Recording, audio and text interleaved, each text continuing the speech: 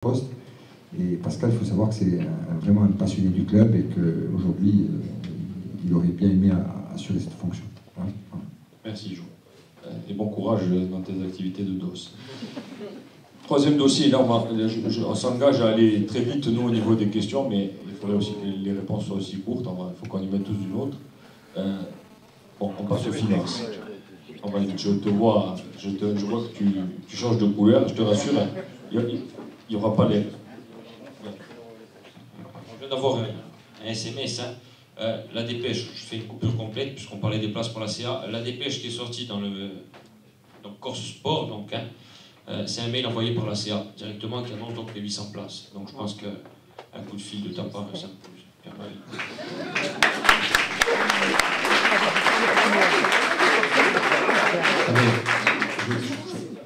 Je pense qu'aujourd'hui on commence un peu à connaître monsieur le préfet d'Haute-Corse et je pense pas que le préfet Lefranc il cède sur ça, très franchement. Alors, on va aller vite sur les finances. L'état des dettes, donc il n'y aura pas évidemment les... Je te mettrai plus au supplice comme au mois de janvier dernier. Mais simplement quelques questions. La dette avec Sport5, vous avez annoncé que la dette Sport5 avait été réglée. C'était une dette très ancienne dont on a beaucoup parlé en janvier. En peu de mots, est-ce que tu nous confirmes qu'elle a été soldée définitivement? Oui, les sommes que l'on devait à Sport5 ont été entièrement régularisées, tout à fait. D'accord, le montant, rappelez-le, c'était combien? C'était resté à devoir au club 879 000 €. Ils ont été réduits jusqu'au dernier centime. D'accord. Dernier centime d'euros. D'accord. Tout le monde ne peut que se féliciter de l'extinction de cette dette. Reste-t-il d'autres dettes à régler? Très honnêtement, aujourd'hui, on parlait de Sport5 tout à l'heure. Pourquoi on disait la dette de Sport5? Parce que tout simplement, la dette de Sport5 datait de 2002 et que c'est là la définition d'une vraie dette. Aujourd'hui, on avait un dossier à régler qui était très ancien. Lorsqu'on ne paye pas quelqu'un depuis 10 ans, effectivement, si on regarde le dictionnaire, je pense qu'on doit trouver à peu près la définition de la dette. Donc aujourd'hui, le Sporting, je le dis, puisque le Sporting n'a aucun emprunt bancaire, ne souffre d'aucune... Le Sporting n'a pas de dette, tout simplement. Maintenant, si vous me demandez si le Sporting doit encore de l'argent à ses fournisseurs, bien sûr que le Sporting doit de l'argent à ses fournisseurs. Si vous me demandez si le Sporting doit encore de l'argent à des organismes sociaux, bien sûr, puisque chaque mois la facture tombe. Est-ce qu'on peut dire combien on doit aux organismes sociaux? Je fais l'aparté parce que, s'il faut le préciser, quelqu'un sur Internet il y a quelques mois a avancé des chiffres assez effrayants. Il faut savoir qu'on l'a contacté pour savoir quelles étaient les sources, elles n'ont pas été données. Donc c'est pour ça que je te pose la question. Anthony, moi je vais être très court, très clair et très franc. Lorsqu'on parle de savoir combien on doit à tel ou tel organisme, je veux dire, le 30 du mois, il faut savoir qu'aujourd'hui, vous connaissez tous la masse salariale du club, à peu près, est à hauteur d'à peu près 10 millions d'euros. Donc vous allez avoir sur cette masse salariale à peu près 50% de charges. C'est-à-dire que vous allez payer 5 millions d'euros d'URSSAF, d'ACEDIC, de ceci, de cela. Donc, ce sont des sommes qui sont exigibles le 5 du mois. C'est-à-dire qu'en gros, chaque mois, on a à peu près 450 000 € de charges à payer. Si tu me poses la question le 30, je te dis que le club, il doit de l'eau d'URSSAF. Et puis le 6 au matin, je te dis Anthony, le club, maintenant, il doit plus qu'un mois. Donc, poser cette question aujourd'hui, ça n'a pas grand sens. Ça n'a pas grand sens. Lorsque tu clôtures un bilan au 30 juin, un bilan, qu'est-ce que c'est? C'est une photo de ta comptabilité à un instant T bien précis, c'est-à-dire au 30 juin. Il faut savoir que au 30 juin, un exemple tout bête, tu dois tes salaires du mois de juin, mais tu dois aussi les charges qui incombent à ces salaires du mois de juin. Lorsque tu payes tes salaires le 8, le 9 ou le 18 mois, il est évident que du 1er juillet au 10 juillet, tu dois tes salaires de juin. Donc c'est ça qu'on dit. Oui, c'est ça. Est-ce qu'il y a des reliquats des mois précédents? Ou est-ce qu'on est à jour du mois aujourd'hui, on peut en parler très librement. Le club a des accords. Le club a des accords et des plans signés avec les services du DURSSAF, des échéanciers et qui ne portent pas sur les années passées, puisque je vous donne au 31 décembre 2011, je peux vous dire que rien n'est dû à aucun organisme social. Est-ce qu'il y a eu un contrôle URSAF au mois d'août? Le contrôle URSAF, il a eu lieu au mois d'août. Qu'est-ce qu'il a dit? Il a dit bravo. J'ai rencontré le contrôleur URSAF vendredi dernier qui m'a fait part de cette première notification. Alors, il faut savoir que le contrôleur URSAF a félicité le cabinet d'expertise comptable Lorenzoni pour son excellente tenue de tout ce qui a trait au social. Rarement, il a vu des fiches de paye et des applications de loi de type Fillon ou autre si bien appliquées. Voilà. Aujourd'hui, le contrôle fiscal, il est très précisément sur la SASP d'exactement 64 000 € de redressement, dont 50 000 € proviennent du licenciement de Bernard Cazeneuve, où l'URSSAF reproche au club de ne pas avoir payé de charges sur ce qui lui avait été donné lorsque l'arrangement amiable entre le club et Bernard Cazeneuve a été signé. Donc aujourd'hui, on a nos conseils qui nous disent peut-être de travailler sur ce dossier parce que peut-être il y a matière à économiser quelque chose. Il faut savoir que 64 000 € de redressement d'URSSAF sur 3 années sur les budgets d'un club de football, c'est rien. Cette peanuts, c'est rien. C'est redressé sur quelques billets d'avion qu'on paye aux joueurs et dont on nous dit c'est un complément de salaire, il faut payer. Mais ça s'est très bien passé, pour être tout à fait complet. Le contrôleur fiscal, le contrôleur d'URSSAF va revenir très bientôt, cette fois-ci pour contrôler l'association. Voilà. Et on n'a pas de contrôle fiscal, donc il n'y a pas de contrôle fiscal. Une question relativement courte pour accélérer le rythme un peu sur les recettes du club. Est-ce qu'il y a des actions spécifiques en cours, déployées par les dirigeants pour développer le club en augmentant ses recettes cette année? Développer les recettes du club, vous savez, aujourd'hui, un club comme le Sporting, c'est un budget qui sera cette année sûrement de l'ordre de 22 millions d'euros. En tout cas, c'est le budget prévisionnel que l'on espère. En fait, il provient de 3 postes bien différents. Vous avez d'un côté les droits télé, donc on aura, si on termine 17e, on aura à peu près, on va dire, 15 millions de droits télé. Il reste 7 millions à trouver. Sur le prévisionnel qu'on a fait, on a à peu près 3,5 millions de billetterie, c'est-à-dire abonnement plus entrée payante au stade. Un détail, mais qui est très important, il faut savoir ce que va nous rapporter la billetterie cette année, c'est ce que nous rapportait la télé en Ligue 2. Donc bravo et merci encore.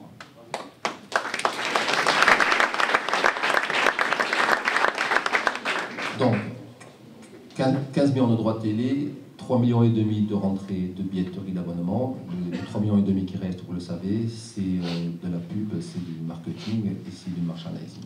Donc aujourd'hui, la télé, malheureusement, on ne pourra pas nous développer l'aspect télé. Donc c'est à l'association de clubs professionnels, c'est à la Ligue de travailler pour faire en sorte que la France évolue enfin au même niveau que les autres grands pays de football. C'est-à-dire qu'aujourd'hui, on a c'est 600 millions, les droits télé en France, c'est à peu près 650 millions par an. Il faut savoir qu'en Angleterre, c'est 1,5 milliard ou 1,6 milliard. Donc on est encore très loin de ces pays-là. Malheureusement, nous, on ne pourra pas y faire grand-chose. La deuxième partie, c'est les abonnements et la billetterie. On en a parlé tout à l'heure. Il faudra agrandir le stade.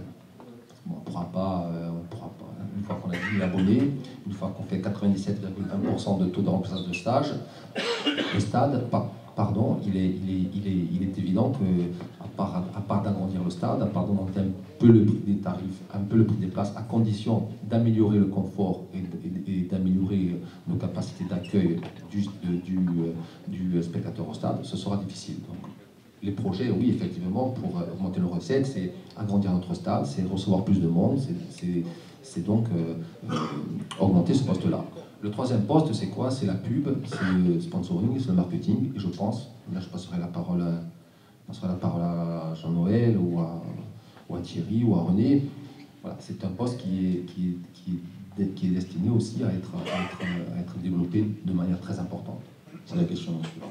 Non, je passerai le micro, mais effectivement, on est en train de travailler sur un poste plus précis, parce que le stade, c'est un dossier qui prendra du temps. Donc les dossiers sur lesquels on travaille aujourd'hui, c'est vraiment le marketing, la pub, le sponsoring et le merchandising. Voilà. Donc pour continuer sur les recettes, donc l'aspect du sponsoring au niveau du maillot, donc on a vu qu'il y a des nouveaux sponsors qui sont arrivés. On voudrait savoir pourquoi il n'y a pas eu de communication donc, sur l'arrivée d'Affelou sur la manche et Caporal sur le short. Est-il confirmé qu'un voyagiste va figurer sur le pocket droit? Et l'emplacement du bas du dos va-t-il être vendu? Et ensuite, par rapport à ça, combien donc aura rapporté le maillot cette année au global?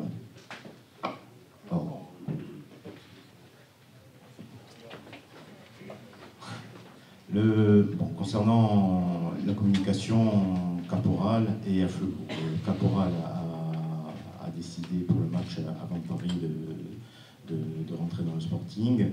C'est une négociation qui a mis beaucoup de temps, puisqu'ils étaient en balance avec l'Olympique de Marseille. On les a récupérés, bien sûr, le tarif n'était pas le même. Pour autant, Caporal a des objectifs bien précis par rapport au marché insulaire, par rapport à son image de marque, et ils ont décidé de nous faire confiance. Alors, ils ont prévu une communication bien précise sur l'implantation, la marque et la communication de notre partenariat avec eux dans le courant du mois. Après, concernant Afflelou, c'est un peu plus compliqué. Ça a été fait un peu à l'arrache, je dois le dire. Mais c'est un budget qui est inespéré. Nous, on a forcé la main dans cette discussion-là avec eux, parce que mettre un pied avec Afflelou, c'est miser un peu sur du long terme. C'est une marque qui est assez fidèle avec ses clubs. Donc on a arraché ce contrat-là. Ce contrat-là, il a un montant honorable. On a environ 100 000 € avec la politique LED, puisqu'ils ont une autre marque qui est annoncée, qui s'appelle Claro. Donc c'est un partenariat sur du long terme, et là aussi eux proposent une communication forte. Alors, ils veulent le jouer en même temps que l'arrivée des Girondins de Bordeaux chez nous. On a accepté cette démarche-là. Donc il y a un voyagiste qui a été annoncé aussi? Non, voyagiste, non. Oui, il y a des prospections, je veux dire, des marques. Il faut bien savoir qu'on travaille avec la régie publicitaire qui s'appelle Sporanco, qui est partenaire du club. Des démarches commerciales, on en a fait des dizaines. Après, vous avez tous accès à l'information, vous connaissez la situation financière des entreprises. C'est très très compliqué. De partenaires de voyagistes, il n'y en aura pas pour l'instant en tout cas. Et donc, est-ce qu'il y a une estimation du coût total du maillot? On avait parlé, je crois, d'1 million d'euros au départ, mais bon, comme il y a eu des nouveaux sponsors, est-ce que vous avez un chiffre? Bon an, mal an, on va atteindre l'objectif. Je dirais nous, on a l'idée de le dépasser de 100 000, 250 000 € à peu près. C'est ce qui reste l'objectif principal du club.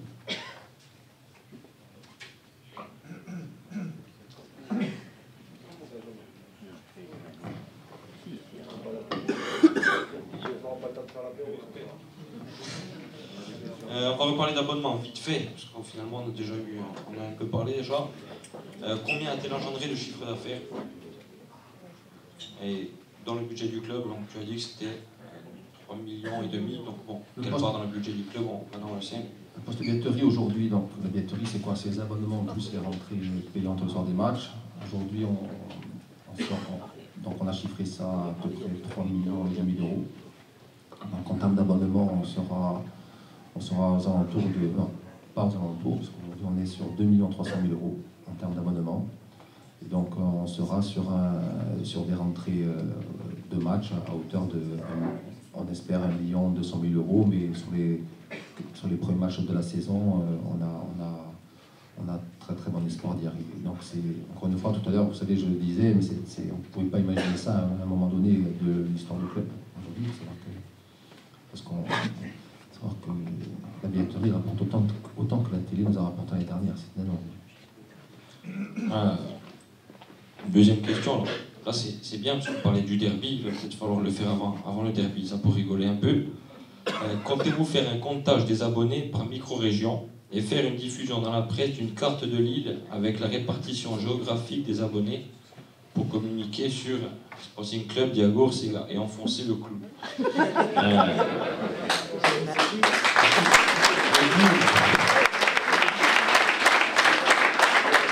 Le clou commençant par un C qui figure donc dans ACA, bien entendu. Alors c'est un sujet qui tient particulièrement à cœur à Mathieu. Il fume, peut-être. Aujourd'hui, on est en train de faire un gros travail au club de saisie informatique sur nos abonnés. Et effectivement, sur les informations que l'on vous a demandées, on a bien sûr demandé les adresses de résidence, et très vite on aura ce que vous êtes en train de demander. C'est important pour nous de le savoir, tout simplement. Et donc ce sera fait. Il y aura... Avant le derby, c'est possible. Avant le derby, ce sera peut-être difficile. Ce que je peux vous dire, encore une fois, j'aurais aimé que Mathieu prenne la parole, mais je pense qu'il y aura peut-être sur ces questions de village et de communes, il y aura peut-être une surprise à venir sur les prochaines semaines. Parce que bon, il y a quand même, c'est important parce qu'on est quand même passé, donc on a plus de 10 000 abonnés. Jo est bien placé pour le savoir parce qu'on a des amis en commun dans ce village. Il y a un village comme Belgodère, cher au coach d'ailleurs, qui est passé. Jo, tu as les chiffres de cette année à titre. 90 abonnés, l'année dernière ils en avaient 23, 27. Donc je pense que dans beaucoup de villages dans le sud, du coup, on peut avoir eu cette inflation aussi. Non, il est certain que de toute façon, lorsque tu as 10 000 abonnés sur un pays qui fait 300 000 habitants, effectivement, tu as des gens qui viennent de partout. Attends, Lyon, il y en a encore plus qu'à Belgodère. C'est le conseil municipal qui les a payés. Allez, on va finir sur ce dossier-là. Il y a des exilés qui ont effectué des demandes d'abonnement, formulaires faits par chèque, et n'ont aucune nouvelle de leur demande. C'est-à-dire que ça n'a pas été débité, ils n'ont ni les cartes, ni les chèques, il n'y a pas eu de refus, donc qu'en est-il pour eux? Nous, match après match, on essaie de lister les problèmes, parce qu'on ne va pas se mentir, on sait qu'il y a eu des problèmes, mais très sincèrement, on ne s'attendait pas à avoir un tel afflux d'abonnés. D'ailleurs, il est prévu sur les tout prochains jours de sortir un article dans la presse, parce qu'il nous reste des cartes d'abonnement à distribuer, et on est très surpris qu'au bout de 3-4 matchs, ces cartes soient encore disponibles au club. Donc on va sortir dans la presse une liste de noms de cartes d'abonnés qui restent disponibles au club. Nous, ce qu'on dit aux gens, c'est de nous appeler. Donc très sincèrement, aujourd'hui, on gère l'unité, hein, donc on a tout le temps pour s'occuper du dossier, je dirais, du dossier difficile. Donc nous, ce qu'on suggère, c'est que la personne appelle le club, et puis très rapidement, on va régler ce problème comme on en a réglé quelques-uns. Ok, juste une question intermédiaire, en fait, on dira toujours sur le sujet d'abonnement. Il y a quelques personnes, moi, qui m'ont demandé de poser la question, je vais complètement oublier. Il y a des gens qui, en fait, sont abonnés, qui aimeraient simplement passer dans une autre tribune. Est-il possible de changer un abonnement, oui ou non? Hein, à même valeur, hein, sans parler d'ajout ou de retour d'argent. Hein. Moi, ça concerne une vingtaine de personnes maximum. Aujourd'hui, 2 personnes sont passées au club pour demander à changer de tribune. Les 2 personnes ont changé de tribune. Voilà. La difficulté qu'il y a aujourd'hui pour changer de tribune, c'est que, bien évidemment, si la personne a pris un abonnement, par exemple, en sud, qui à l'origine était un bon emplacement, bien que tous les emplacements soient bons en stade, et que demain il veuille aller en tribune nord, bien évidemment, on va le caser, entre guillemets, sur les places qui restent. Et ce ne sera pas automatiquement les plus belles places du stade. Aujourd'hui, il n'y a pas de problème, que ce soit même tarif ou pas même tarif, on est à même de changer, de donner un nouvel emplacement à un abonné qui souhaiterait changer de tribune. Si le prix de la tribune est le même, c'est facile. Si le prix de la tribune est moins cher, l'abonné rajoutera ce qui est vu. Et si le prix de la tribune est moins cher, le club fera en sorte de rembourser l'abonné. C'est tout simple. Ok. 4e dossier, accueil du public et prestations diverses. Je Sur les abonnements, juste deux petites trucs, puisque j'étais dehors, je n'étais pas là. On a fait remplir à chaque abonné une feuille avec le maximum de renseignements possible. L'objectif étant de rentrer dans une base de données, évidemment, la localité dans laquelle il réside, sans faire des fausses listes électorales, parce qu'il y en a qui se disent du Nioul, mais qui habitent Bastia, mais ils mettent le Nioul. Et ça, c'est sûr qu'après, ça fausse les résultats. Donc de dire, et pour d'autres régions aussi, hein, pas que les Nioul. Donc c'est essayer justement de classifier un peu toutes les régions de Corse à travers ces feuilles-là et les rentrer dans une base de données. Ensuite, il faut savoir qu'on a un service, en quelque sorte, qui est sur les numéros de portable qui sont rentrés. On peut envoyer un texto à chaque numéro de portable pour annoncer, par exemple, quelque chose d'important, comme pas forcément un match, mais un joueur qui arrive, ou je ne sais pas trop quoi. Donc, on a demandé un maximum de renseignements. Évidemment, après, la base de données, il faut la renseigner, c'est-à-dire qu'il faut la rentrer. Et là, bon, on va faire appel à des gens, des stagiaires, des choses comme ça, pour que le plus vite possible, on puisse avoir tout rentré. Et aussi, ça nous permettra aussi de reconsulter les abonnés sur des dossiers ou pour leur dire votre abonnement, vous pouvez venir le retirer pour la saison prochaine et autres. Donc pour nous, c'est important d'avoir une base de données. Après, je donne juste 2 chiffres pour que les gens comprennent bien la difficulté dans laquelle on a été confronté quelque part. 10 478. C'était Bastia-Sedan en mai 2002. C'était le nombre d'entrées au stade. On avait battu un record à l'époque. 10 122. C'est le nombre d'abonnés qu'il y a fin août au Sporting. C'est-à-dire qu'on a aujourd'hui retrouvé un nombre d'abonnés qui est identique, on peut dire, au nombre d'entrées d'une demi-finale de Coupe de France il y a 10 ans. Et c'est sûr que les structures du club, déjà le stade en lui-même, hein, parce qu'il est toujours en travaux, mais les structures du club n'ont jamais été au niveau de pouvoir accueillir, renseigner et faire évoluer toute cette base de données. Ça, je suis d'accord avec vous. Mais bon, tout doucement, on essaie d'y arriver, mais... Voilà. Très bien, merci Mathieu. Concernant maintenant l'accueil du public et prestations diverses, il va y avoir plusieurs thèmes, boutique, billetterie, buvette, etc. Tout ce qui concerne le supporter dans ses rapports avec le club au quotidien. C'est-à-dire les prestations qu'il est en droit d'attendre, ça fait partie des... Alors, d'abord sur la réponse la plus rapide qui intéressera tous les supporters. Il y a déjà 3 ans, Jean-François avait parlé ici dans cette salle du fameux maillot de 78. Est-ce que vous pouvez confirmer que ce maillot collector sera mis en vente pour Noël? Ça, c'est quelque chose de très important parce que ça, on va parler de ce qui va arriver dans les mois qui vont venir. C'est très important. Le 28 janvier 2013, ça fera 30 ans que Claude Pape est décédé. On a décidé de lui rendre hommage. C'est le plus grand joueur que la Corse ait jamais connu. Et à mon avis, pour longtemps. J'espère que non, mais je pense que malheureusement, des joueurs de ce talent, il n'en sortira pas tous les 10 ans. Donc on a décidé avec la famille de Claude Pape de réaliser quelque chose d'assez important, au égard de l'importance qu'il était dans le cœur des Corses. Donc il y a un maillot qui va sortir, qui sera un maillot collector, entre guillemets, avec le numéro 10 dans le dos. C'est le maillot de 78, de la Coupe d'Europe. Il y aura juste le maillot, enfin l'identique, je ne sais pas si exactement, c'est difficile d'avoir les fibres identiques, mais bon, on dira que ça va vraiment les ressembler. Ce sera pour début mi-décembre. En même temps, on sortira un maillot, qui sera le maillot de la Coupe de France 2013. Ce sera un maillot qui va lui ressembler, mais dans lequel il sera inscrit le nom de toutes les communes de Corse. C'est-à-dire qu'on aura, comme on avait sorti le maillot des supporters, avec le nom des supporters, on fera quelque chose où il y aura toutes les communes de Corse qui seront inscrites dedans. Ce sera le maillot de la Coupe de France 2013 du Sporting. Il ressemblera à celui de 78, sauf que la réglementation aujourd'hui nous impose une tête de mort 5 par 5, 5 cm par 5 cm. Vous imaginez alors, on se dit qu'avec la fédération, c'est plus facile de négocier qu'avec la Ligue, et on espère qu'on aura droit à faire un peu plus grand.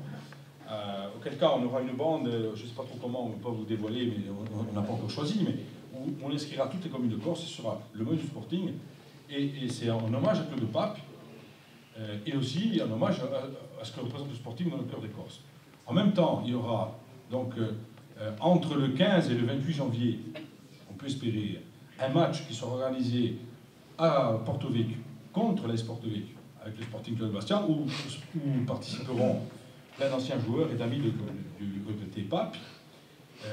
sa famille s'en occupe, on va essayer, genre, c'est un appel un peu à tous ceux qui ont des maillots, qui ont des choses qui auraient appartenu à Claude de Pape.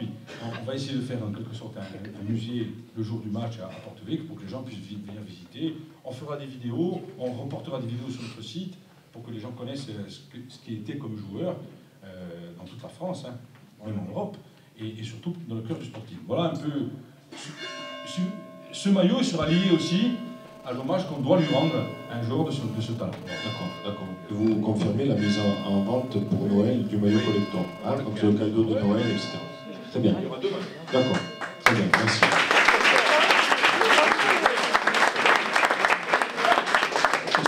Question très importante.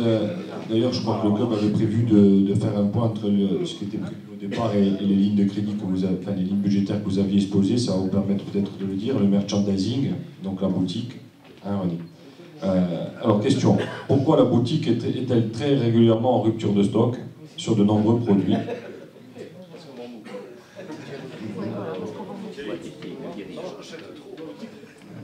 Moi, je pense que cette année, on n'a rien à nous dire sur la boutique. Si on pose la question, c'est que oui, il y a des gens qui trouvent qu'il y a des choses. On a travaillé toutes ces années sous un chapiteau. Maintenant, on a une boutique que je pense qu'elle est bien fournie. Je me pose la question pour... Je te repose la question. Pourquoi la boutique est très régulièrement en rupture de stock? Moi, je ne pense pas. Hein. Bon, la deuxième question, pourquoi le réassort, donc ressortir par exemple le maillot, etc., met tant de temps et en si petite quantité? Alors, je t'explique une chose. On a... Avec Kappa, tu sais le problème qu'on a eu l'année dernière. Je sais, mais il y en a qui savent. Bon, ben voilà. Kappa a eu une fabrication l'année dernière française. Cette année, c'est une fabrication en Asie. Et on a eu énormément de marchandises d'un coup. Mais avec le succès qu'on a eu cette année, on a vendu, je tiens à vous dire, 3000 maillots en 2 mois. C'est une chose que... L'année dernière, on a vendu 3 sur l'année. Voilà. Alors ça c'est très bien, mais là je te mets le coup de grâce. Pourquoi la qualité des maillots et de certains fagnons est-elle si mauvaise? Non, attendez, là, je suis pas d'accord. Kappa, je ne fais pas l'avocat de Kappa, attention. Hein. Mais je trouve que cette année, la qualité est meilleure. On va être sérieux. On nous dit le maillot c'est 75 €, je suis très sérieux. 75 €, c'est le prix moyen d'un maillot professionnel, etc. Ça, tout le monde l'a compris. C'est vrai que les gens ne sont pas habitués aujourd'hui à payer tant, mais c'est comme ça et c'est vérifiable partout. L'avis qu'on a, et je suis obligé de te le dire parce que c'est ce qui nous est dit. On a une gamme Kappa, l'année dernière on nous a expliqué, on nous a dit c'est parce que c'était Kappa France. Cette année c'est Kappa Asie, c'est fait en Asie. Le problème c'est qu'aujourd'hui on a des gens qui viennent nous voir en disant j'ai acheté le maillot de cette année, la qualité n'est pas top, au bout d'une dizaine de lavages ça commence à partir, et la même personne vient vous dire j'ai un maillot Kappa, donc même l'équipe Monti, de la Rome ou de la Sampdoria, et ce maillot-là, ça fait 5 ans que je l'ai, il n'a pas bougé. Donc pourquoi le maillot du Sporting, Kappa France ou Kappa Asie, il part en couille rapidement, et ce qui fait dire à certains supporters que le maillot n'est pas de bonne qualité? Est-ce qu'on peut avoir une réponse là-dessus? Non, si tu veux, on s'est retrouvé dans un dilemme il y a quelques mois, c'est que d'abord, Kappa, c'est pas Kappa Italie, et ça a été, je veux dire, on a été... si tu veux, un peu, pas choqué sur la façon de nous proposer un produit. C'est-à-dire que nous, on est comme vous, hein. Nous, on voit le maillot d'AS Roma, on voit la Sampdoria, on l'a touché. Il faut savoir qu'aujourd'hui, la production italienne n'a rien à voir avec la production française. Et on vit avec une équipe entière qui travaille d'une façon avec l'Asie, directe, et on n'a pas la même qualité que le maillot de l'AS Roma. Bon, il faut savoir aussi une chose, c'est que l'AS Roma, quand ils achètent leur maillot, ils n'achètent pas au même prix que nous, ils achètent beaucoup plus cher, mais la quantité est énorme. Ils doivent vendre quelque chose comme 20 ou 30 000 maillots, il ne faut pas l'oublier. Bon, maintenant, je vais te dire, on est déçus aussi.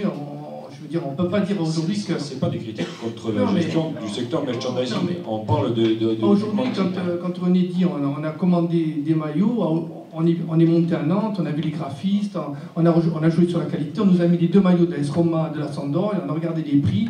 On s'est dit, bon, nous, on veut une qualité, on veut que les gens payent 75 € le maillot, d'accord, mais on veut de la qualité.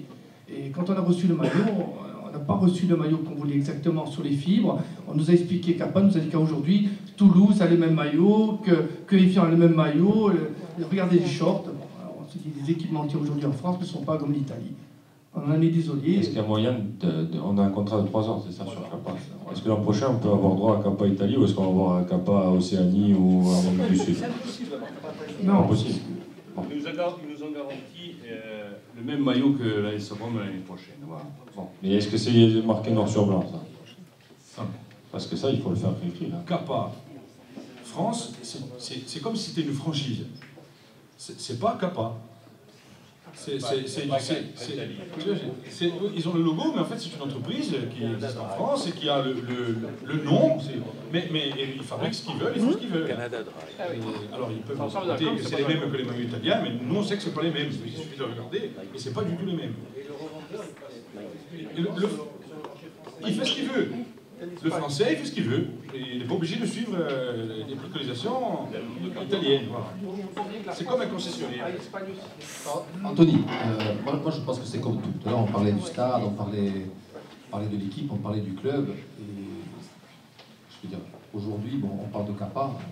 Kappa, ça reste quand même une marque. Ça reste quand même un équipementier prestigieux qui, tu l'as dit, équipe de très grandes équipes.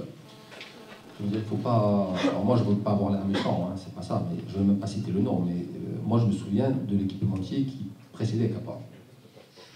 Bon, voilà. Je veux dire, aujourd'hui, on voit la différence entre l'équipementier qui précédait Kappa et ce qui est capable aujourd'hui de nous proposer Kappa. Donc aujourd'hui, nous, on est persuadés que Kappa est un équipement prestigieux, est un équipementier prestigieux. Je suis persuadé qu'en travaillant avec eux, on va arriver à de meilleures choses.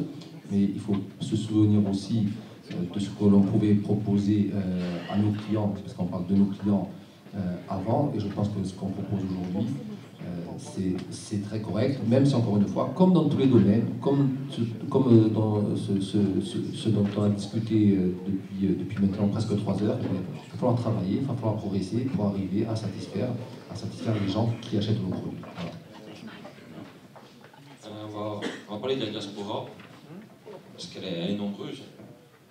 Je crois que l'année dernière, on a été le club à avoir le plus de visiteurs, hein, quasiment en Ligue 2, et boutiques en ligne. Donc, quels sont vos projets pour vous rapprocher de ces supporters indispensables au club? Où en est la boutique en ligne? C'était un des points importants du projet Franck Moubas. Tous les produits proposés en boutique ne sont pas proposés sur la boutique en ligne. Comptez-vous améliorer rapidement ce manque?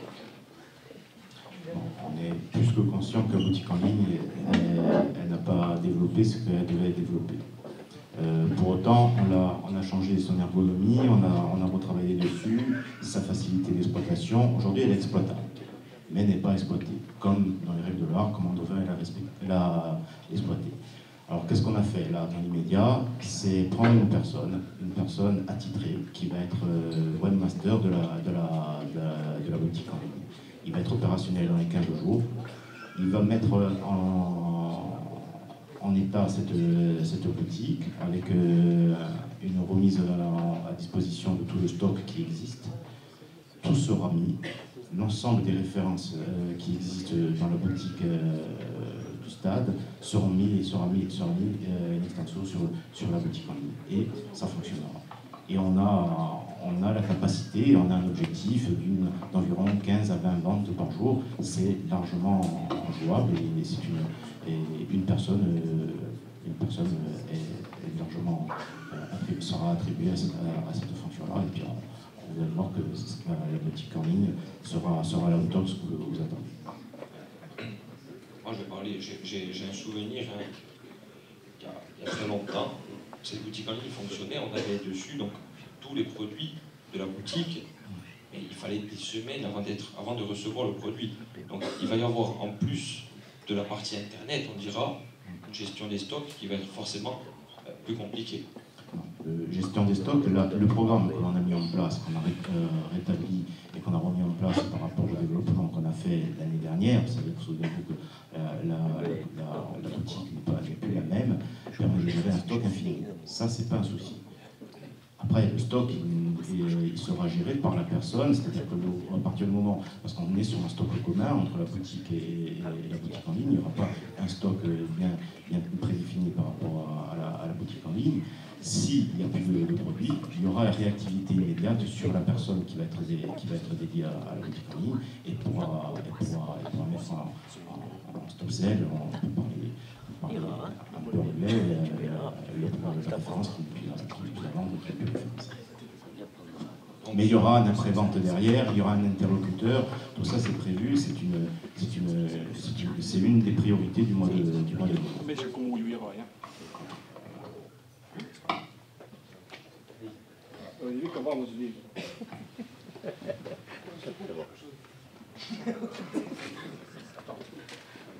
Donc sur la billetterie, donc bon, ça rejoint un peu la boutique aussi, sur l'aspect de la billetterie en ligne. Est-ce que la billetterie en ligne va être mise en place? On pense que ça permettrait d'attirer pas mal de monde, en parallèle des points de vente qui sont déjà mis en place pour les matchs. Il y a beaucoup de gens qui viennent de très loin, qui ont toujours le stress à tous les matchs, de pouvoir venir au stade en ayant leur place. Donc est-ce que la billetterie en ligne va avoir le jour également? Bien sûr, on travaille dessus, on a reçu des sociétés. Il faut savoir que, pour être tout à fait... La société avec laquelle on travaille aujourd'hui sur l'édition du billet est parfaitement capable de mettre en place une billetterie en ligne.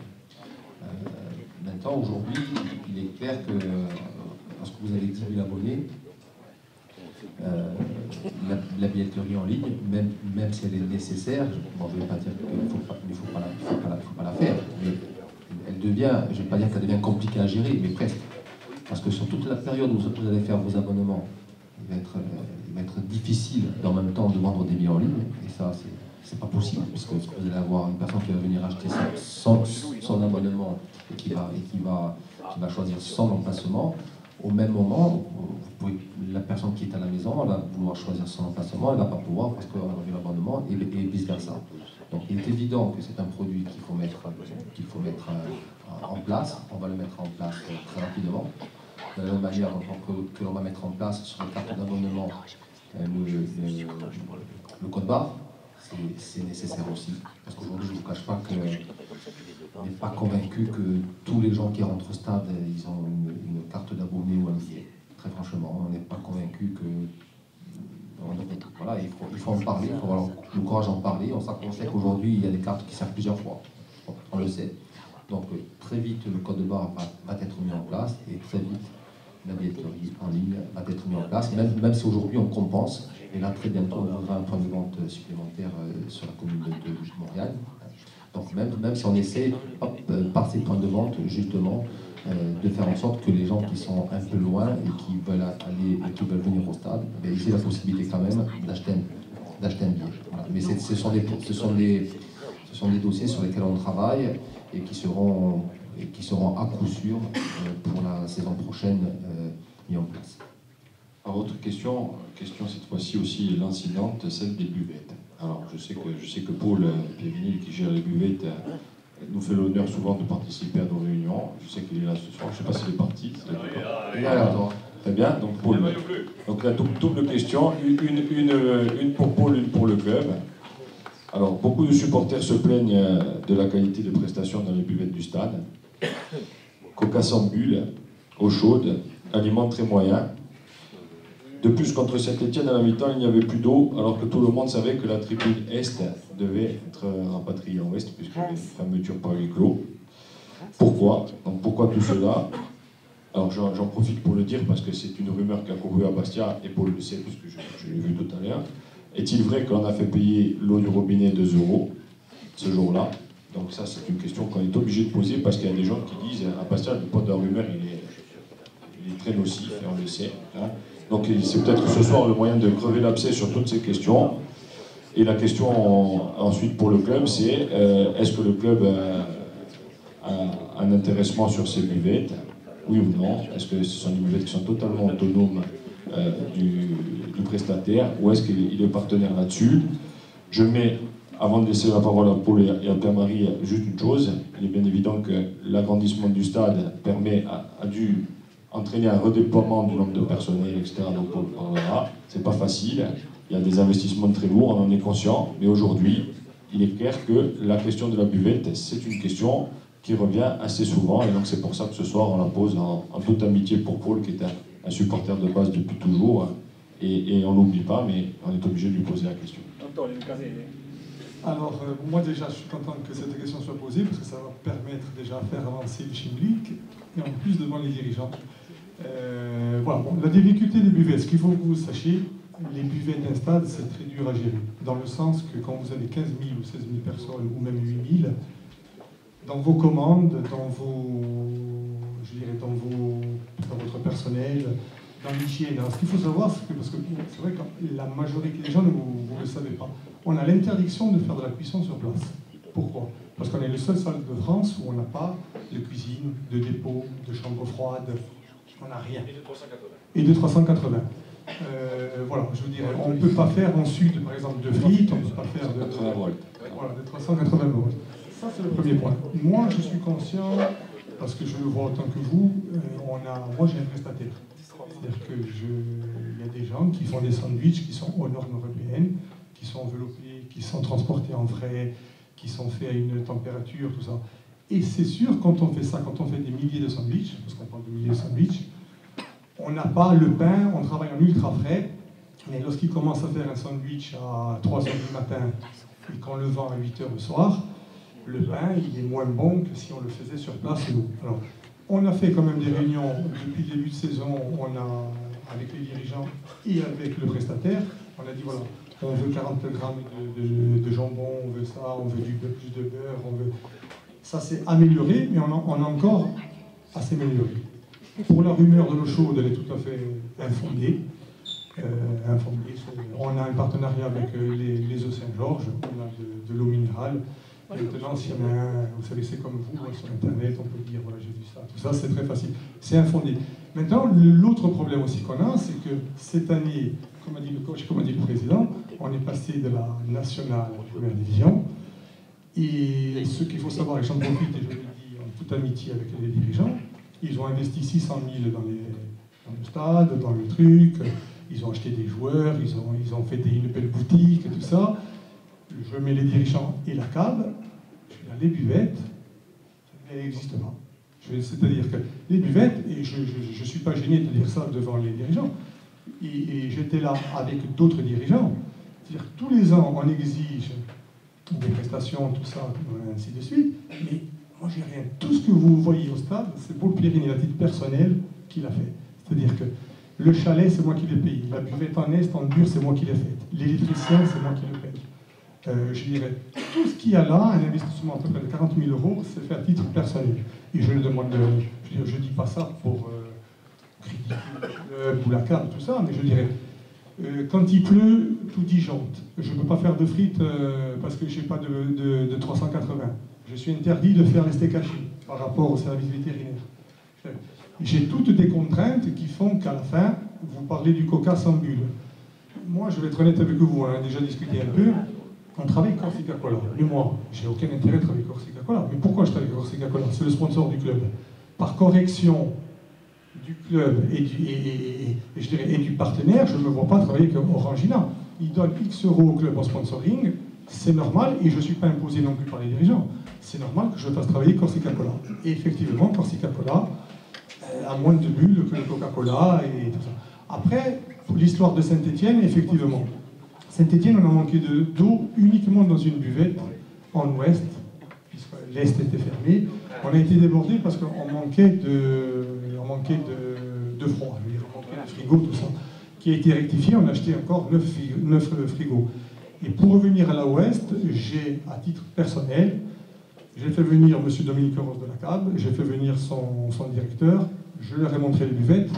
Ils nous ont promis de refaire toutes les buvettes de l'Ouest. Parce qu'il faut savoir qu'on travaille dans 8 mètres carrés, on est 4 ou 5, et comment vous voulez bien travailler dans ces conditions-là? Combien de buvettes il y a au stade? Alors, cette année, il y a 14 buvettes. C'est-à-dire qu'on est passé de 7 buvettes à 14. Il y a presque 60 personnes qui travaillent.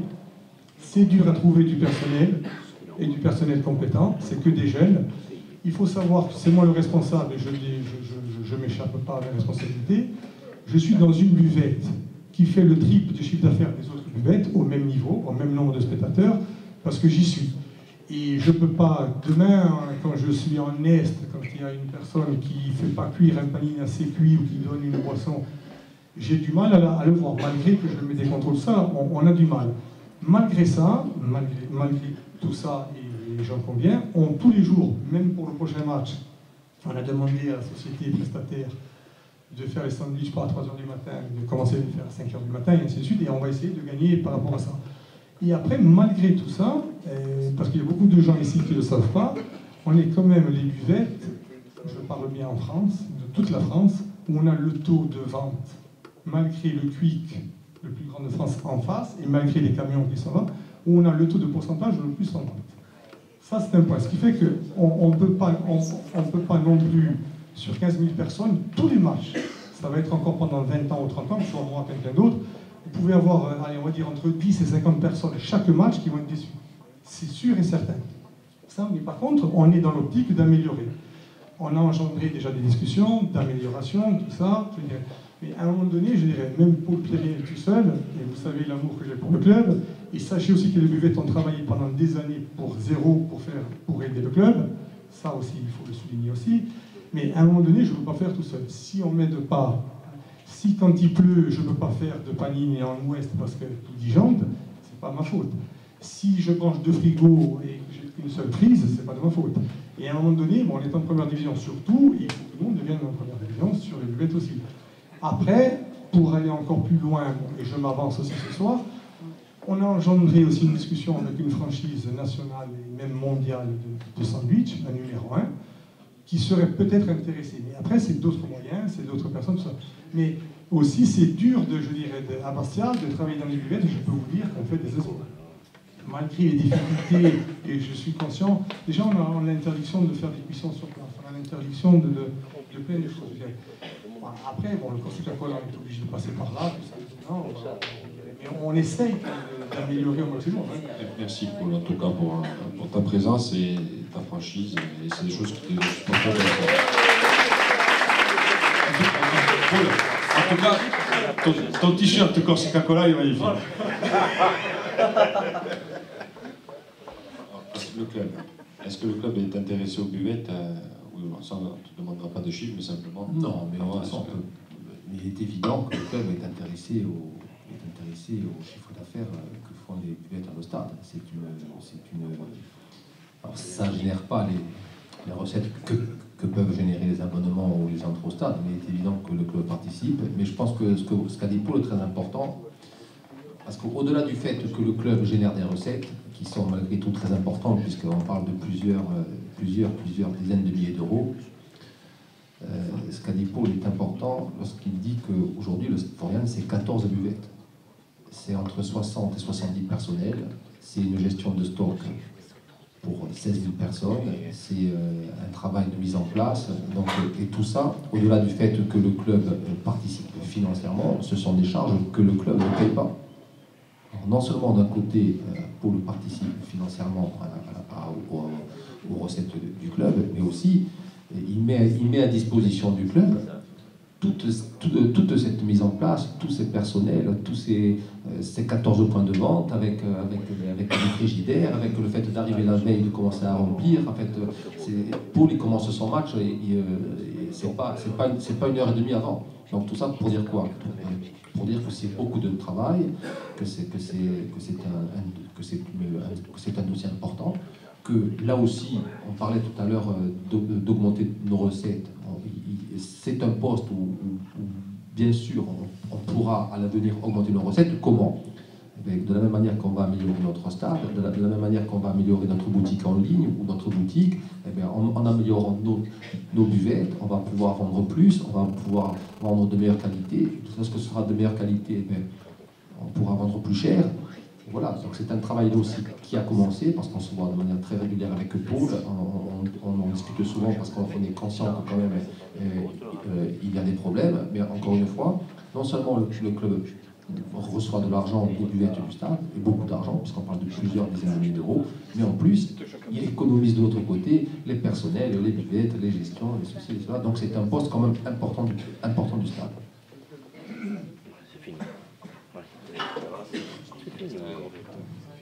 presque fini. On parlait de la web TV, de la communication. Donc, dans la question, il y en a plusieurs, je vais tout faire sans vous répondre en global, parce que bon, c'est un gros sujet. Donc, il y a eu un changement de web TV, en fait, en quelque sorte, cet été. Donc, pourquoi le club n'a-t-il pas communiqué sur le changement de prestataire de sa web TV? Autant les interviews d'avant-match et les mini-reportages de Philippe Jam sont pas mal, autant les lives d'après-match de M. Mosca, pour ne pas le citer, laissent fortement à désirer. La qualité vidéo et le son sont souvent... il y avait écrit pourri, donc je ne vais pas dire ça.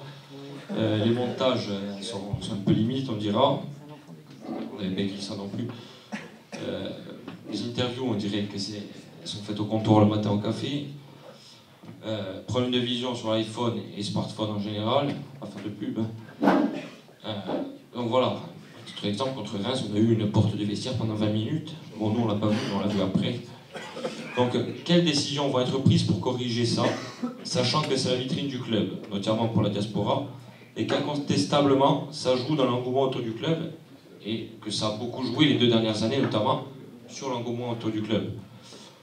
Pourquoi les autres médias insulaires, RCFM, France 3 notamment, ne sont jamais mis à l'honneur sur la web TV? Ce sont pourtant les partenaires historiques du club qui l'ont accompagné dans sa renaissance.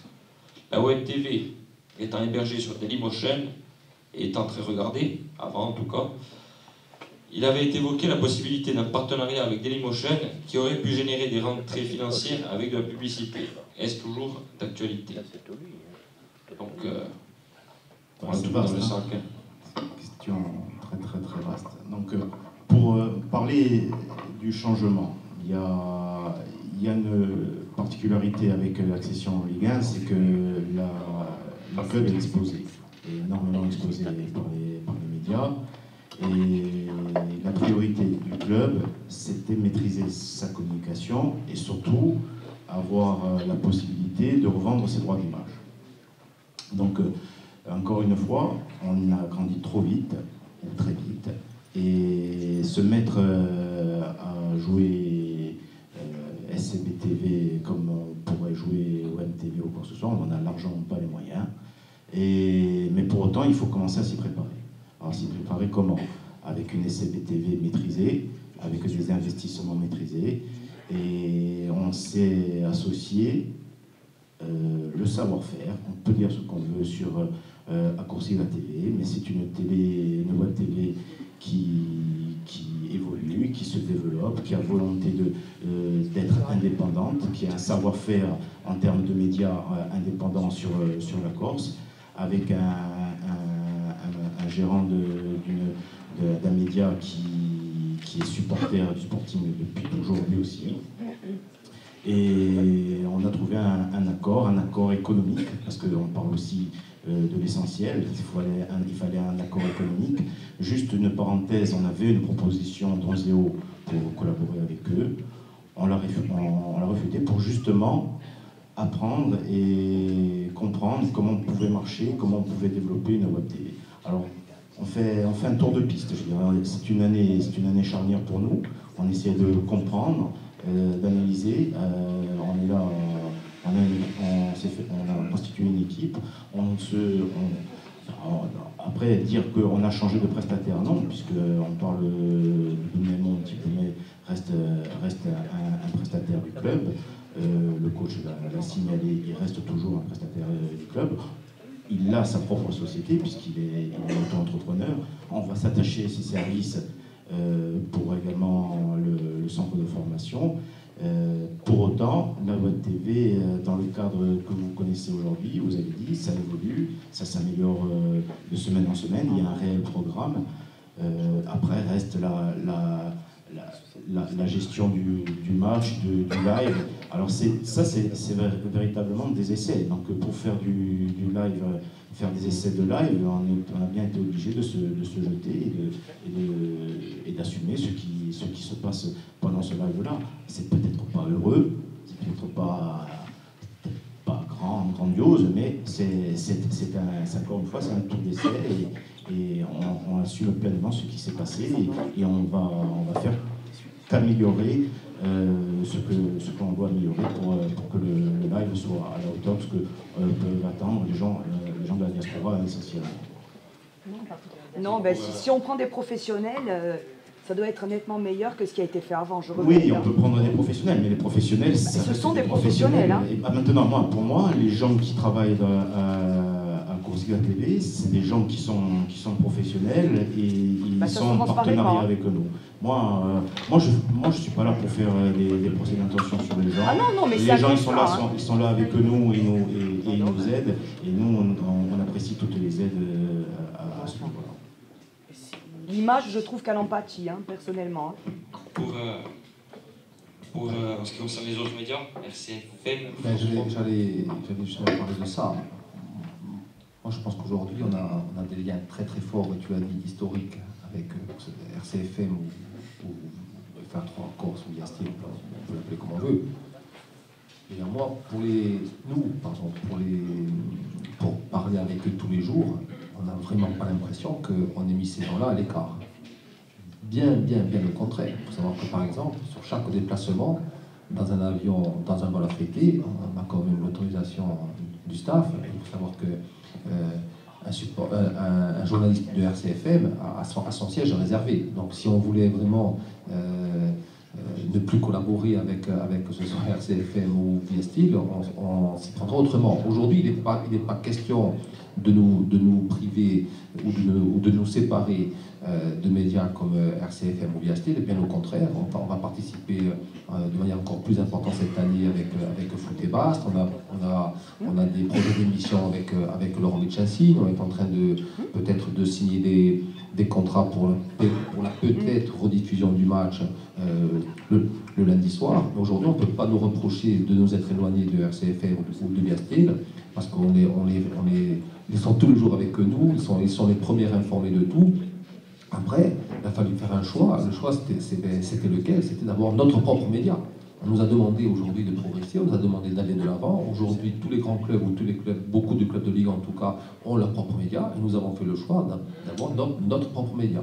Alors c'est vrai que peut-être tout n'est pas parfait aujourd'hui, mais Jean-Noël l'a dit, on travaille aussi, de la même manière que le stade n'est pas parfait, de la même manière que l'équipe n'est pas parfaite. Aujourd'hui, SCB TV, c'est pas parfait, mais ça a le mérite d'exister, ça a le mérite d'aller de l'avant, et je suis sûr que de la même manière que nos maillots Kappa l'année prochaine seront de meilleure qualité, et la Web TV sera de meilleure qualité aussi l'année prochaine. Il faut laisser du temps au temps.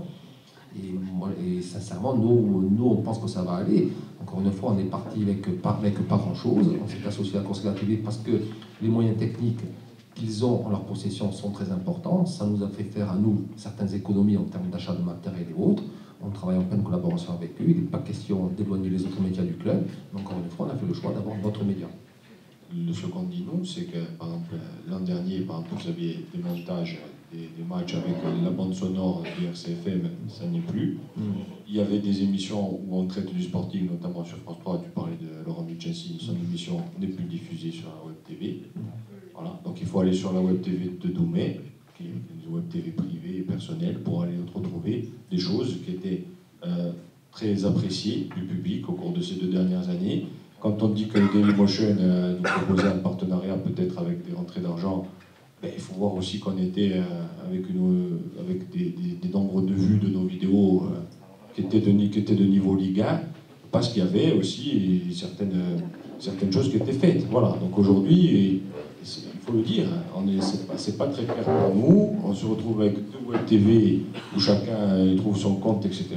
Une du club SCB TV, celle de Doumé où il nous met des émissions qui sont en rapport avec la vie du club. Nous, ce qu'on aimerait aussi, c'est que sur le média du club, chaque fois qu'on parle du club, on peut se trouver des références là-dessus.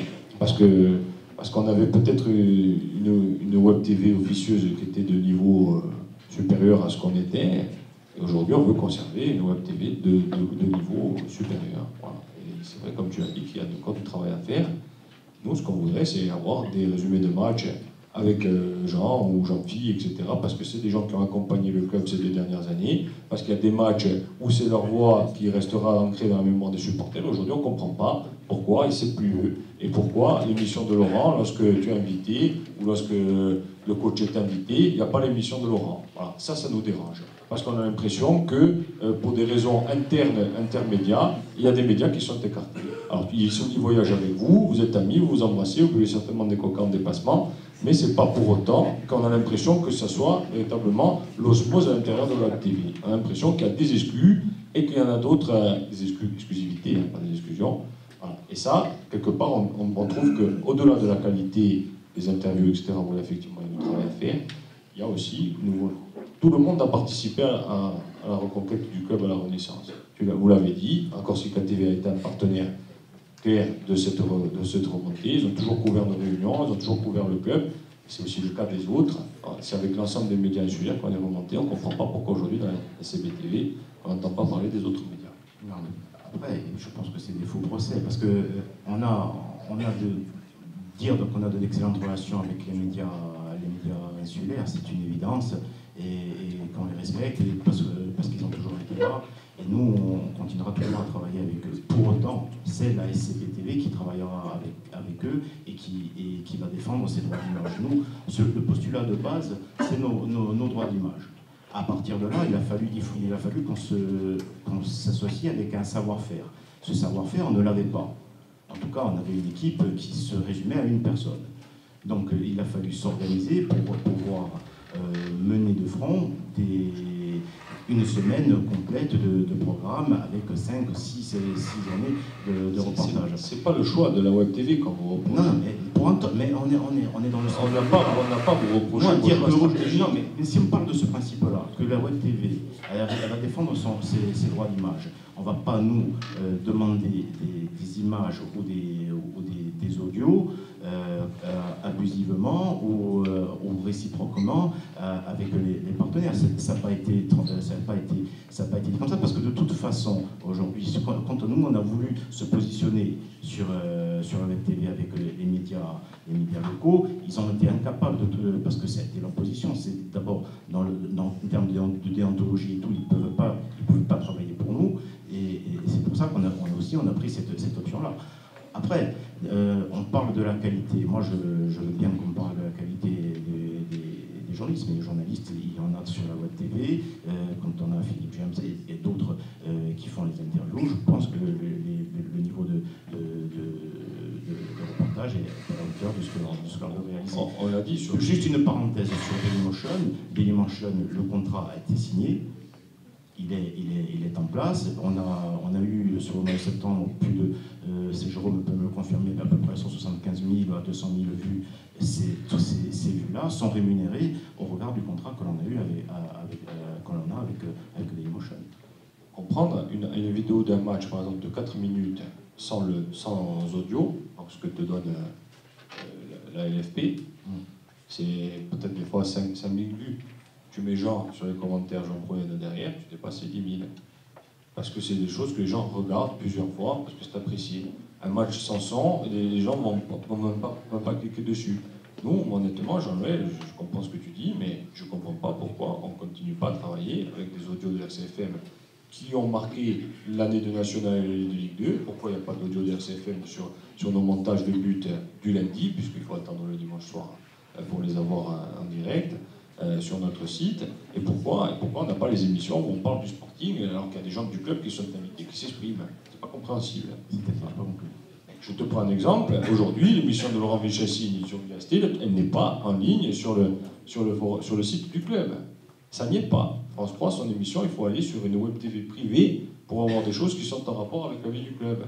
Et les audios qui sont faits sur les images de match, c'est soit pas de son, soit une autre radio. Et nous, on pense que les gens qui ont accompagné l'essor du club doivent continuer ici à accompagner ça. Pour nous, aujourd'hui, un montage de match, ça doit être fait avec le bon son de RCFM.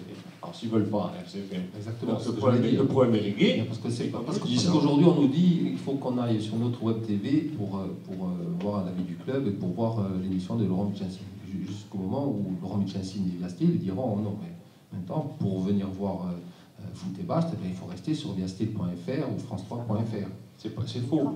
C'est le premier à dire qu'il se félicite de... Non, mais lui, mais demain, peut-être que ses employeurs ou sa direction ou ses patrons ne seront pas d'accord avec ça. Maintenant, tant mieux pour la Web TV qui aujourd'hui fait le choix de montrer ces images.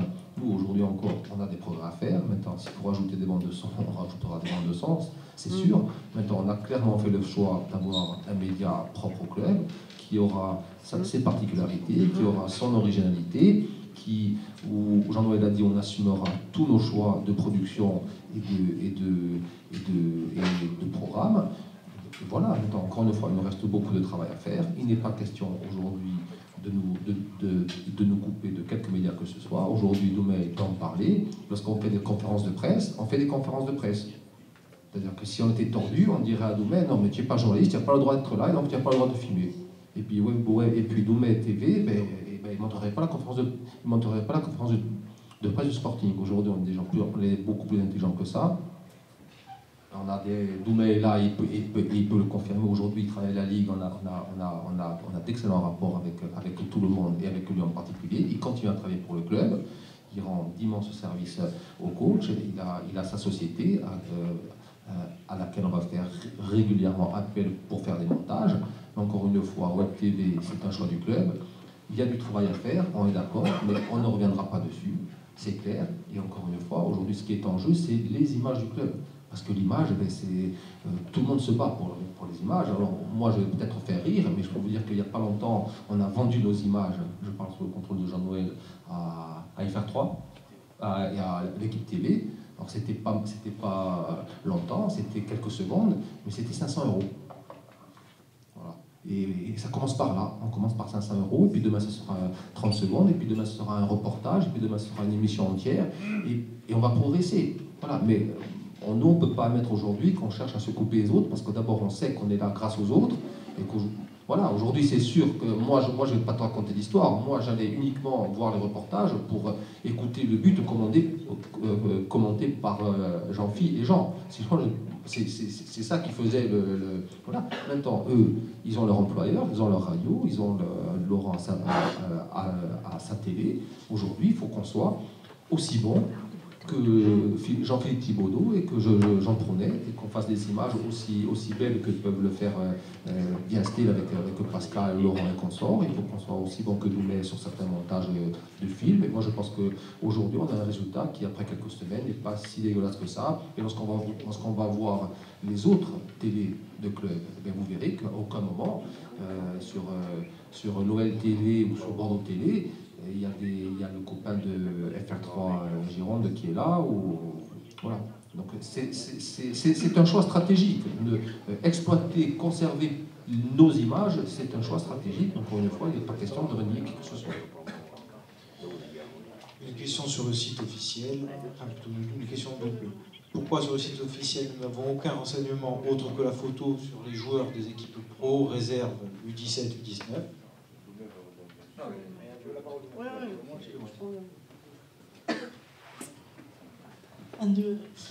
Donc, si je suis là ce soir, c'est à la demande du CSB.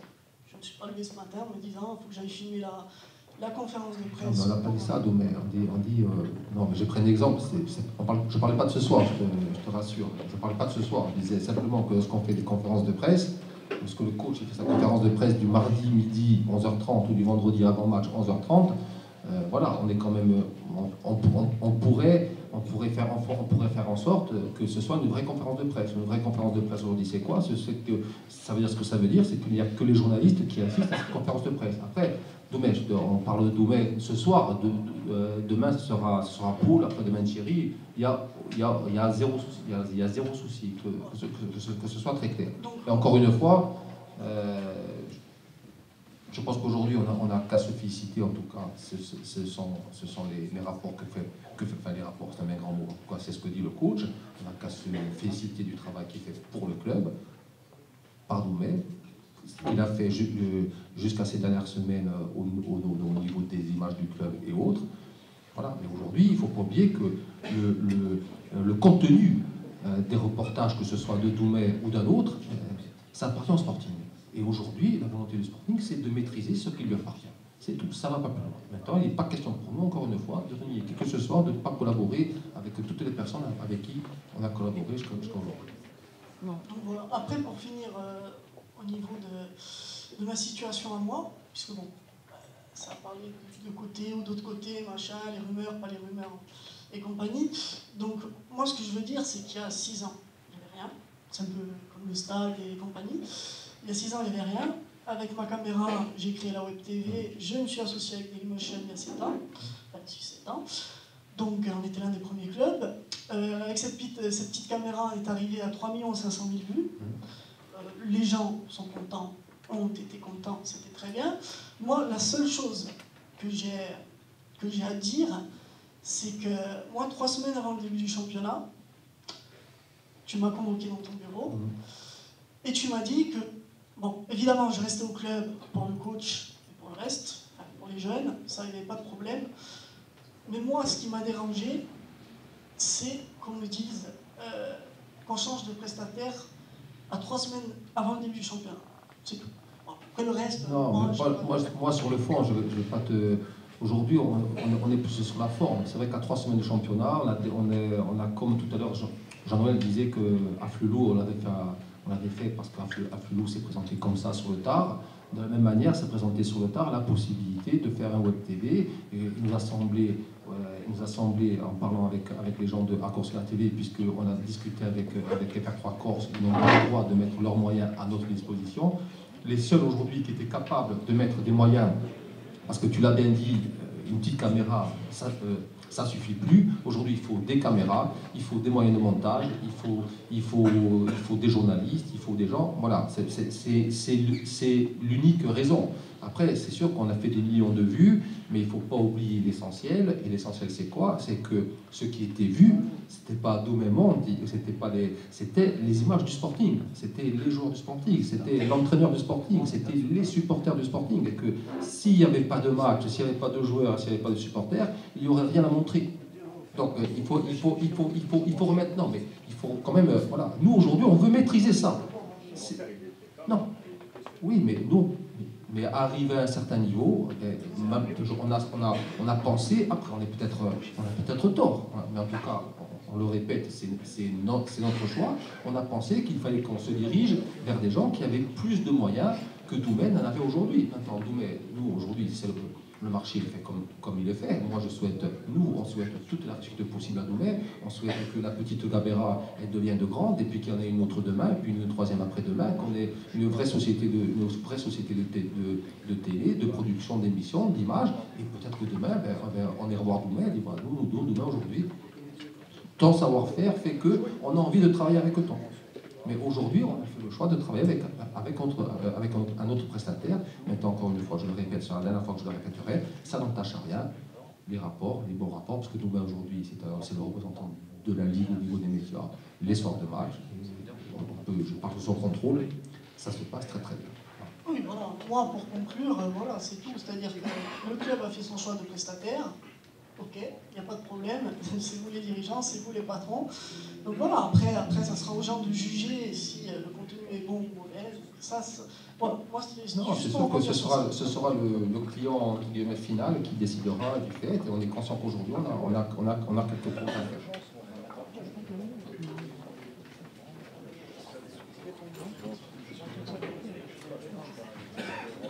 Ouais, moi je veux répondre à ça. Nous, on n'est pas en compétition avec la Domaine TV, Domaine Monde TV, en aucun cas. Je veux dire, le respect que l'on a par rapport au travail que tu as effectué, il est important. Nous, ce qu'on a pris comme décision, alors peut-être de façon très très court terme, ça a été la démarche qu'a fait Onzeo et sur lequel on a décidé au dernier moment de réfuter et pour lequel il fallait bien trouver une solution par rapport aux problèmes qui s'imposaient à nous au début du championnat.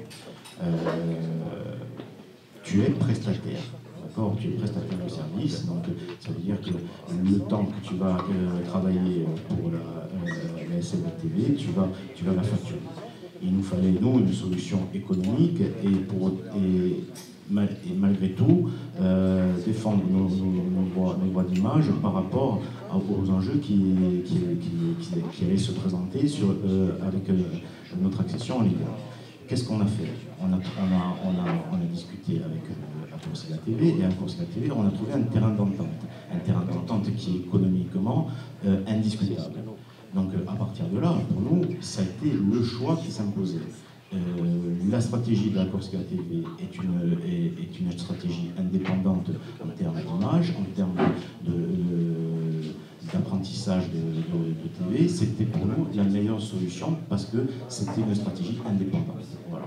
Donc je pense qu'il faut clore le débat, mais il n'y a pas de problème de personne tout le monde. Il n'y a pas de problème de savoir-faire tout le monde, parce que ça, c'est connu et reconnu par tout le monde.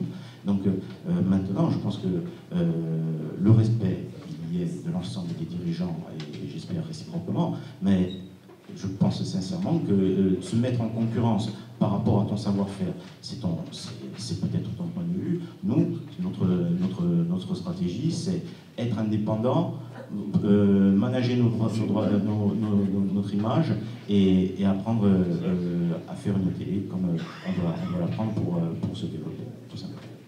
On peut conclure là-dessus parce que les gens sont bons. Nous, on a 2 petites questions et après on a terminé parce qu'il est très tard. Et après, nous, on abordera un dernier point qu'on veut absolument aborder. D'accord. Alors, nous, la première question concerne Pierre-Yves André. Il a été dit à plusieurs reprises ces dernières années que Pierre-Yves, qu'on ne présente plus, intégrerait le club à partir d'un certain délai après sa fin de carrière. On n'a plus aucune nouvelle là-dessus. On voit de temps en temps Pierre-Yves dans les médias. Bon, il a l'air toujours très attaché au Sporting, il est en match. Nous, on pose la question de savoir est-ce qu'il est salarié du club et sinon, quand est-ce qu'il le serait et à quelles conditions. Voilà, parce que semble-t-il, il y avait un accord qui avait été passé avec les gestions précédentes. Il n'y a pas un accord qui a été passé, il y a un contrat qui a été signé. Donc le contrat, qu'est-ce qu'il disait? était tout simple. Il disait que Pierre-Yves, à la fin de son contrat de joueur professionnel avec le Sporting Club Bastia, il aurait droit à une reconversion à l'intérieur du club d'une durée de 2 années. Et que le club avait jusqu'en 2015, c'est ça, pour lui proposer ces 2 années. Voilà. Donc aujourd'hui, Pierre-Yves nous a quitté le club il y a à peu près 2 ans. On entretient toujours, je vous rassure, d'excellents rapports avec Pierre-Yves, puisqu'il était dans mon bureau en fin de semaine dernière. On est en train de travailler effectivement sur le fait de sa reconversion. Après, on ne va pas être des hypocrites. Hein. Aujourd'hui, on a une organisation au club qui fait que il faut trouver, parce que c'est pas tout de dire il faut trouver un poste. Mais quel poste? L'administratif, c'est ça, il devait entrer dans l'administratif. Peu importe. Je sais pas. C'est un contrat, il est écrit. Non, j'ai pas, sincèrement, j'ai pas les termes du contrat. Nous, aujourd'hui, c'est qu'on travaille sur le dossier. On a encore du temps pour y réfléchir. Mais une chose est sûre, c'est que le Sporting a toujours rempli ses engagements, a toujours respecté ses contrats avec tous les joueurs qui sont passés au club, avec tous les entraîneurs, avec tous les gens qui ont eu un contrat au moment de au club. Et le club respectera son contrat avec Pierre-Yves, c'est-à-dire qu'à un moment donné, il lui proposera, dans les termes de son contrat, une reconversion au club, sauf à faire comme beaucoup font ce qui sont joueurs, c'est-à-dire à résilier à l'amiable, tout simplement. Donc aujourd'hui, on est en très bon terme, pourquoi pas, puisque Jean-Noël et José en parlent, pourquoi pas journaliste à SCB TV, pourquoi pas. Oui, puisqu'il est prestataire de la Ligue, je crois qu'il intervient. Il intervient sur le pays, il est consultant. Très bien. Dernière question, toujours pour les ressources humaines, c'est un sujet qui nous tient à cœur à tous, on l'a évoqué à plusieurs reprises en réunion, l'université, les partenariats avec l'université. On parlait tout à l'heure des moyens humains, stagiaires pour faire de la saisie informatique, etc., notamment sur les micro-régions et les abonnés. Est-ce que vous avez passé un partenariat réel avec l'université et sinon, quand est-ce qu'il sera passé? Écoutez, moi je suis très à l'aise pour parler de la question. À la dernière réunion, vous aviez déjà posé la question, j'avais répondu, je m'en souviens très bien qu'au moment où on en parlait à l'université, il y avait des choses qui étaient en train de se dessiner. En l'occurrence, on parlait de président de l'université, il y avait des élections et qu'on avait laissé passer un peu le dossier. Moi, je peux vous dire qu'on a reparlé du dossier il n'y a pas très longtemps avec M. Kalendi, avec Jean-Baptiste, qui, vous savez, de toute façon, est originaire du Nioul, qui a conservé son poste de bras droit quelque part du président de l'Université de Corse, qu'on va se voir très bientôt. Je crois même que Jean-Baptiste est peut-être ce soir sur Foot et Basque ou sur une émission, je ne sais pas.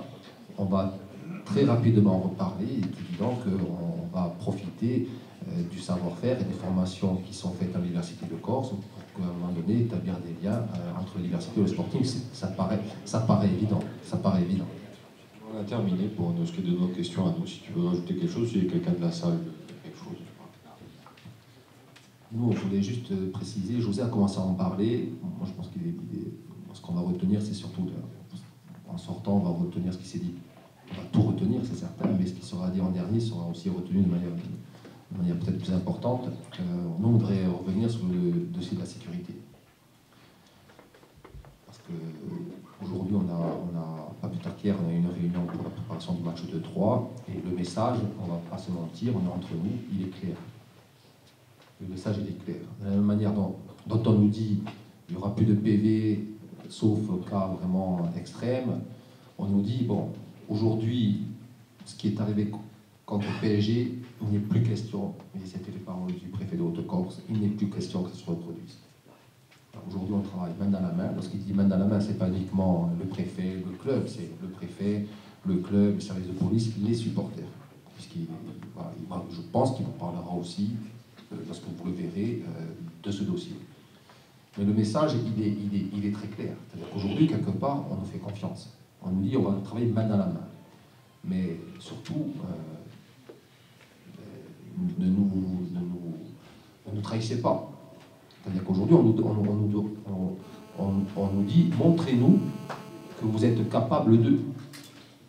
Montrez-nous que vous êtes capable de faire en sorte qu'aujourd'hui, sur Florian, il ne se passera plus rien, ou pas grand-chose.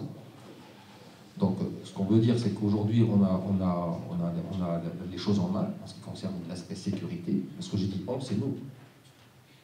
Et qu'il faudra qu'on travaille les uns et les autres de manière importante, de manière rapprochée. Et qu'aujourd'hui, il y a des gens, moi je le dis, je le dis tout net, il y a des gens qui nous attendent peut-être au tournant. Alors, ne leur donnons pas l'opportunité, fût-elle infime, ne leur donnons pas l'opportunité d'un moment donné de nous dire, vous avez vu, on vous l'avait dit. Nous, on s'en occupe plus, mais c'est pas mieux. Voilà. Alors, c'est pire. Donc on sait qu'il va y avoir dans une saison des moments peut-être difficiles à gérer. Alors on ne va pas se renier aussi. Florian doit rester Florian, nos tribunes doivent rester nos tribunes, nos supporters doivent rester nos supporters, acharnés. Il faut que nos joueurs, et on leur a répété tout à l'heure. Mais attention, il ne faut pas oublier encore une fois que non seulement on a toujours 2 matchs avec sursis au-dessus de la tête.